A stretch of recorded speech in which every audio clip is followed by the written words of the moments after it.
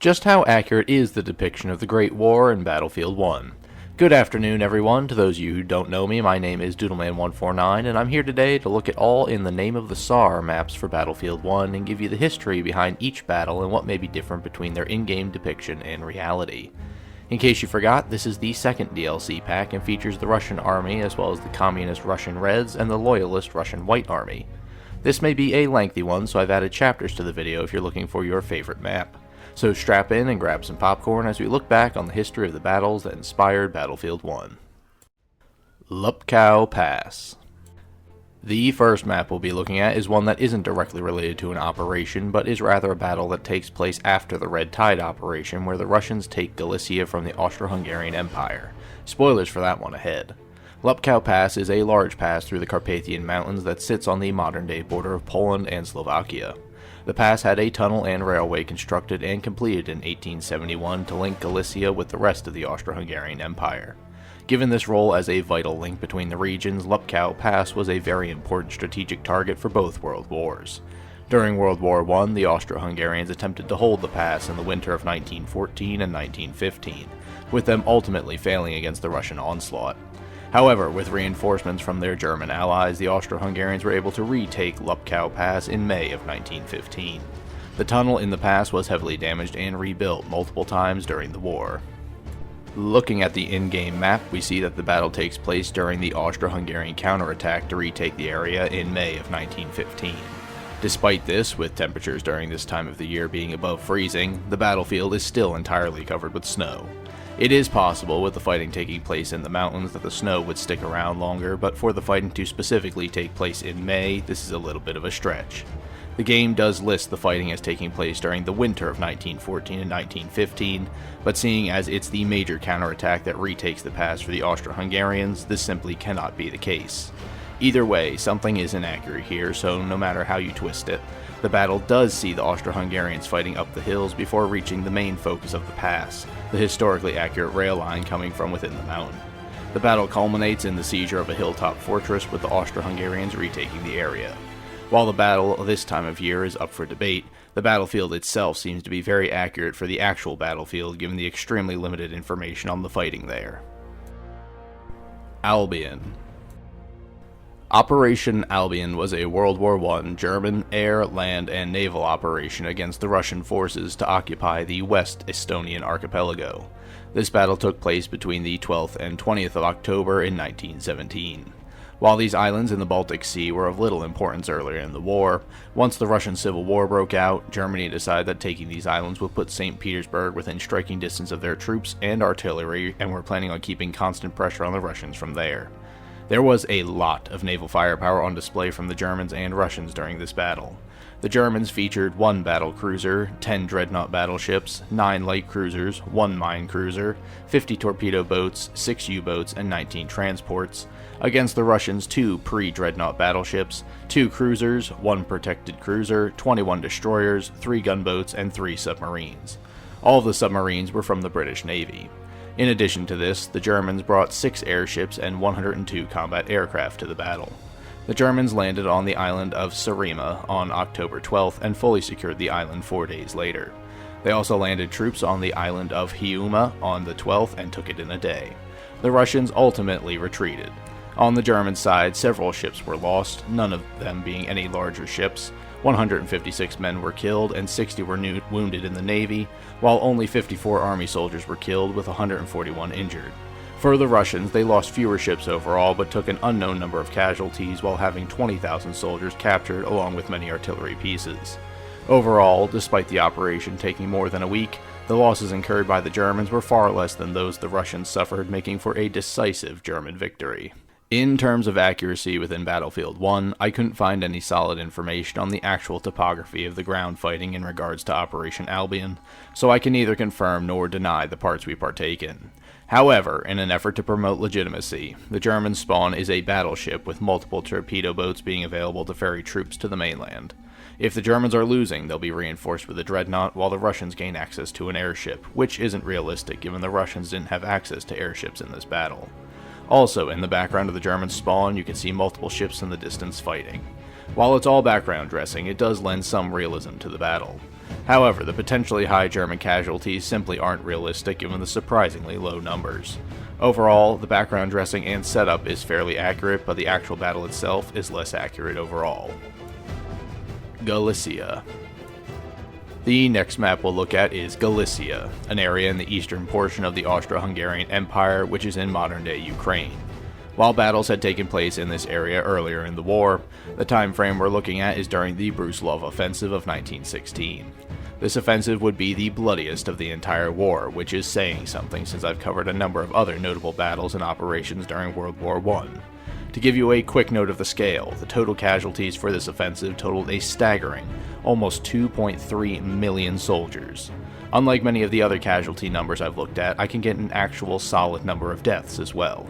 A total of 262,764 Russians were killed, with the Central Powers having only 73,916 deaths. While I say only, that is still a massive loss of life. That also doesn't include the nearly 1 million MIA soldiers in total, which may as well have been counted as deaths. Enough about the lives needlessly thrown away by men who didn't care. Let's look at how the battle went. For the fighting strictly around Lviv, where the battle in the game takes place, I was hard-pressed to find any solid information. However, the battle takes place in a large valley near the Carpathian Mountains, which can be seen in the distance. As such, the farms and trench lines can reasonably be assumed to be accurate for the time. Some nice touches are the inclusion of the railway to the north, which directly connects to the rail line seen in the Łupków Pass map, a rail line that was specifically intended to link Galicia to the rest of the Austro-Hungarian Empire. For what I can find, the map seems accurate enough. Brusilov Keep. The next map we have is Brusilov Keep, which was actually, at the time, the royal town of Kolyma. This town has originally been taken by the Russians in 1914 before being retaken by the Austro-Hungarians in 1915. This would be where the Austro-Hungarian forces would face off against the forces of Platon Leszczynski, commander of the Russian Ninth Army. Leszczynski would take Kolyma from the Austro-Hungarians on June 18th, and then reach the Carpathian foothills on the 20th. Casualties were heavy by the seizure of Kolyma, totaling almost 300,000, which was costly for the Russian forces. There's not too much information to be found specifically on the fighting in Kolyma other than the town was rural and had been retaken multiple times during the war. In-game, the battle takes place in September, likely to account for the snow on the ground for aesthetic purposes. However, as previously stated, the town was captured in June, which, while the Carpathians can get cold, typically have temperate climates in the summer months. The massive casualties in reality dwarf whatever can be incurred during the battles we partake in. There are some nice notes of reality within the map, however. The rail line that links Łupków Pass and Galicia can also be seen running through Brusilov Keep as well. There are also scars of previous battles seen in the map in the form of destroyed buildings and bridges, while scars of Russian persecution of Christians can be made abundantly clear by the most thoroughly destroyed building on the map at the start being the church. It has some historical accuracy to it, but given the limited direct information, it can be challenging to compare. So instead, I'll discuss the ramifications of the Brusilov offensive in general. General Alexei Evert, commander of the Russian Western Army Group, favored a defensive strategy and opposed Brusilov's offensive. Tsar Nicholas II had taken personal command of the Imperial Russian Army in September of 1915, and while Evert was a strong supporter of Nicholas and the Romanovs, the Emperor approved Brusilov's plan. The offensive aimed to capture the cities of Kovel and Lviv in present-day western Ukraine. The Central Powers had recovered both of these cities in 1915 after the Russians had taken them during the Battle of Galicia in 1914.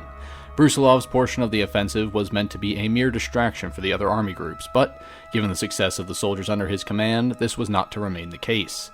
Brusilov used smaller, specialized units to attack weak points in the Austro-Hungarian trench lines and blow open holes for the rest of the army to advance into. These were a remarkable departure from the human wave attacks that had dominated the strategy of all the major armies until that point in World War I. Evert used conventional tactics that were to prove costly and indecisive, thereby costing Russia its chance for a victory in 1916. The main focus of the Brusilov offensive was as a combined strike on the Central Powers by the Allied powers. The force of the attacks in the east would pull German troops away from Verdun to reinforce the failing Austro-Hungarian forces, and the increased pressure there would pull even more Austro-Hungarian troops from the Italian front, allowing both of those fronts to be weakened to a point where the Allies could make headway. Ultimately, the plan worked, as the French, British, and Americans were eventually able to push in from the west, and the Italians routed the Austro-Hungarians from their lands. All the while, the Russians reclaimed lands that they had lost earlier in the war. The unforeseen downside of this offensive would be the massive loss of life for the Russian people that would, according to some historical scholars, lead to the Russian Revolution a year later, which segues nicely into the next map we'll look at. Great War, Volga River. Our next map is the Volga River, the river that runs right into the city of Tsaritsyn, which is the next map. This battle takes place in August of 1919 to January of 1920, making it the last battle of the war that we get to play through. In fact, this battle, and the entirety of the Red Tide operation, don't officially take place during World War I. Instead, they're a part of a separate conflict known as the Russian Civil War. The Civil War broke out relatively soon after the Brusilov offensive that we've just covered, right around 1917, and did not end until 1923. That puts this operation smack dab in the middle of the entire war.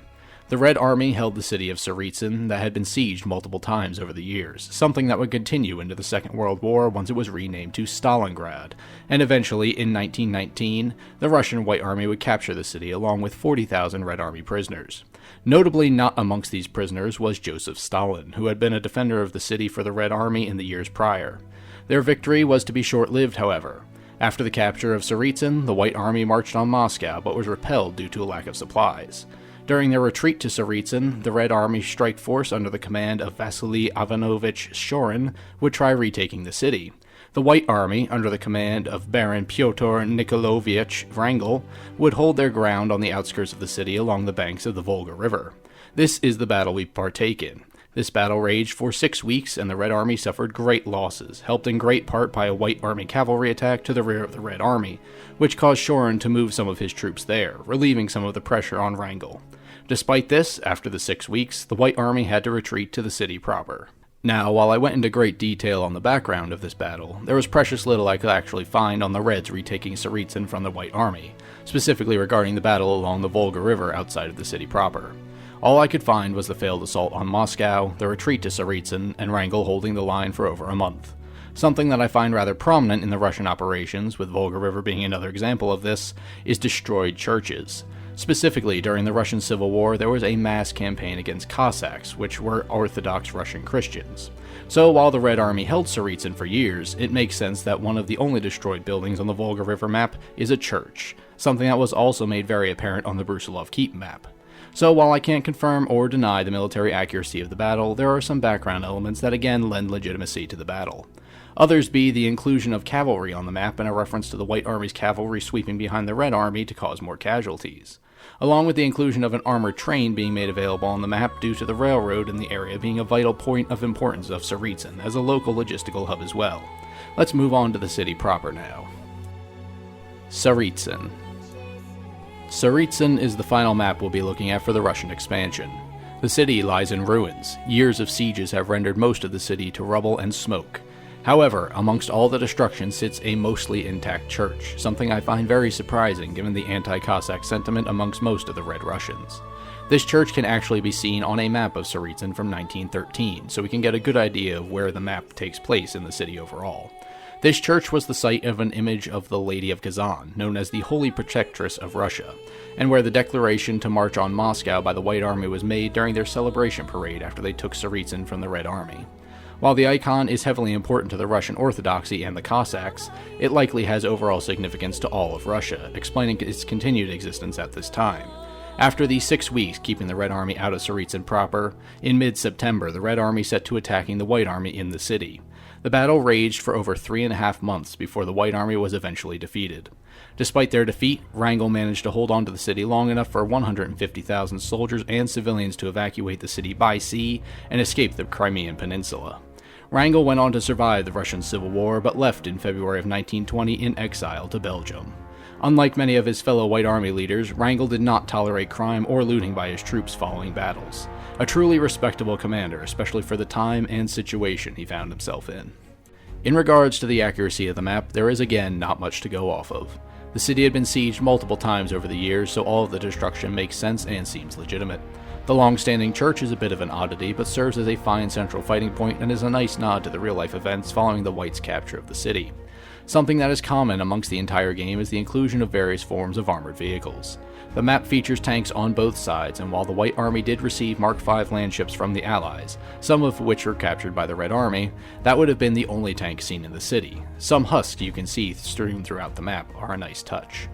And so that'll do it, folks. That's all of the maps included in the Name of the Tsar expansion. Every map in this expansion felt visceral and brought us to a front of World War I that I'm not sure many people think about. Most of the time, people probably only think of the Western Front, not the Eastern, and let alone the Italian Front. However, it was nice diving into the history of these battles and some of the important figures within them. I did like I was able to find a map of Tsaritsyn to see where the game's battle takes place. I was also more surprised to find more concrete information about Łupków Pass and Albion than I was able to find about the maps from the two operations. So I'd like to thank everyone who listened to me blab about history again for just shy of 20 minutes. I really truly appreciate your time, and I hope you learned something today. Feel free to do your own historical research as well if any of this piqued your interest. Which map from the expansion is your favorite? How did you feel about it overall? Let me know in the comments below. Also, if you liked the video and you want to see more from yours truly, then subscribe to never miss an upload. I'll be looking at the Turning Tides DLC next, which gives us the Anzac troops. Oops, sorry, they were forced to change that to Royal Marines instead, going up against the Ottomans in the Gallipoli Theater, with the Marines going against Germany in Heligoland Blight and Zeebrugge. Keep an eye out for it. So with that, I've been Doodleman149, and until next time, I will see you later.